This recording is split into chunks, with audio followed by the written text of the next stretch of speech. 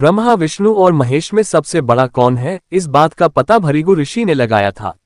एक समय की बात है जब सप्त ऋषि एक साथ बैठकर आपस में चर्चा कर रहे थे कि त्रिदेवों में सबसे बड़ा कौन है। इस बात का पता कैसे चलेगा, इस बात का पता लगाने के लिए भृगु ऋषि को चुना गया था। भृगु ऋषि सीधे ब्रह्मलोक चले गए। अपने पुत्र को आया देख ब्रह्मा जी को बड़े प्रसन्न हुए। ब्रह्मदेव ने बाहें फैलाकर उनका स्वागत करना चाहा, परंतु भृगु ऋषि ने उनकी तरफ देखा तक नहीं और सीधे जाकर उनके आसन पर बैठ गए। उन्हें ऐसा करता देख ब्रह्मदेव को बड़ा क्रोध आया। उन्होंने कहा, क्या खाक ऋषि हो गए हो, साधारण शिष्टाचार भी नहीं आता है, सीधे जाकर मेरे आसन पर बैठ गए हो। तब उनकी बात सुनकर भृगु ऋषि ने कहा, हो गई परीक्षा, त्रिदेव में आप भी सबसे बड़े नहीं हैं।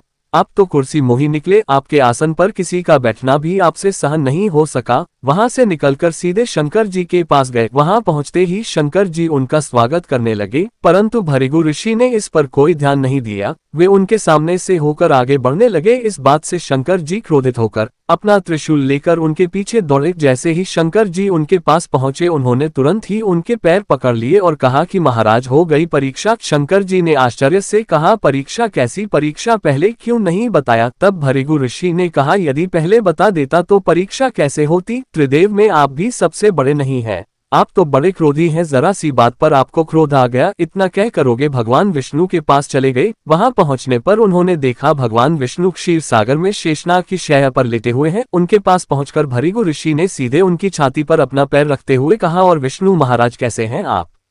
उनके द्वारा ऐसा करते ही भगवान विष्णु उठ बैठे और उनका पैर सहलाने लगे। विष्णु जी कहने लगे, हे महात्मा, कहाँ आपका फूलों जैसा नाजुक पैर और कहाँ मेरी वज्र जैसी कठोर छाती, कहीं आपके पैर में चोट तो नहीं लगी? उनके द्वारा ऐसा कहते ही भृगु ऋषि ने उनके पैर पकड़ लिए और रोने लगे। क्षमा मांगते हुए कहने लगे कि हो गई परीक्षा, त्रिदेव में आप ही सबसे बड़े और महान हैं।